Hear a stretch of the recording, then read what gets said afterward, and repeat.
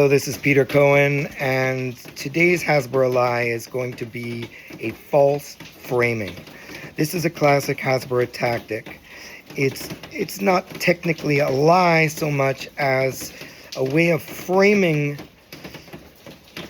issues so that one ends up accepting things that would in any other context be unacceptable. Let's see how it works.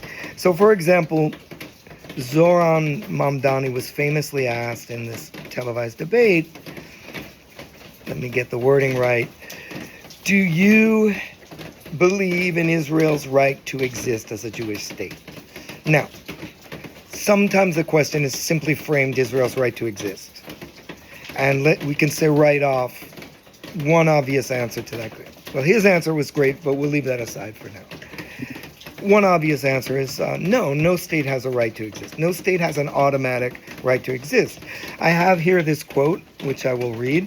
We hold these truths to be self-evident, that all men are created equal, that they are endowed by their Creator with certain unalienable rights, that among these are life, liberty, and the pursuit of happiness, that to secure these rights, governments are instituted among men, deriving their just powers from the consent of the governed.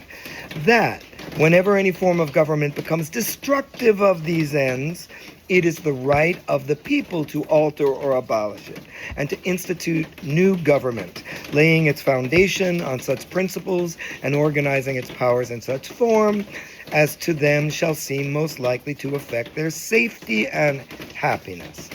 So, states have a right to exist in as much as they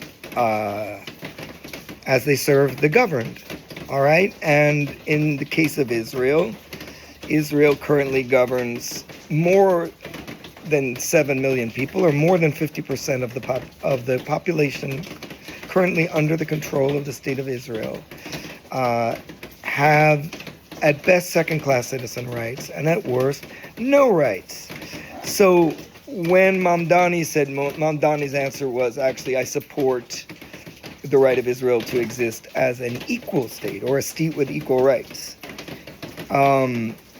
Israel is not a state with equal rights for all the people it governs. And so by the logic of this quote, which I got from somewhere, the people, the majority of the people who are not being served by the state have a right to abolish it, because the right to exist is a right of people. It's not a right of states. States are tools or mechanisms that serve the needs of the governed. Okay. So this is a false framing. This is a false framing because no state has a right to exist. And when we say the right of Israel to exist as a Jewish state, what we're also saying is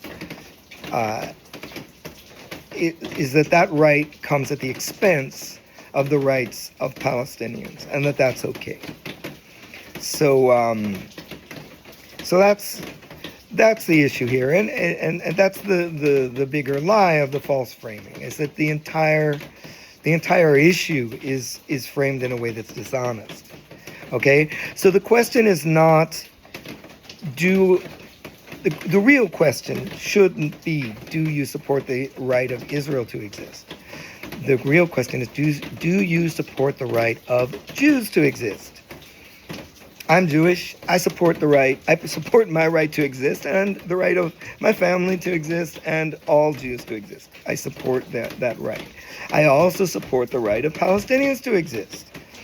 And I want to see Jews, like myself and others, have equal rights to any other group in any state. Okay?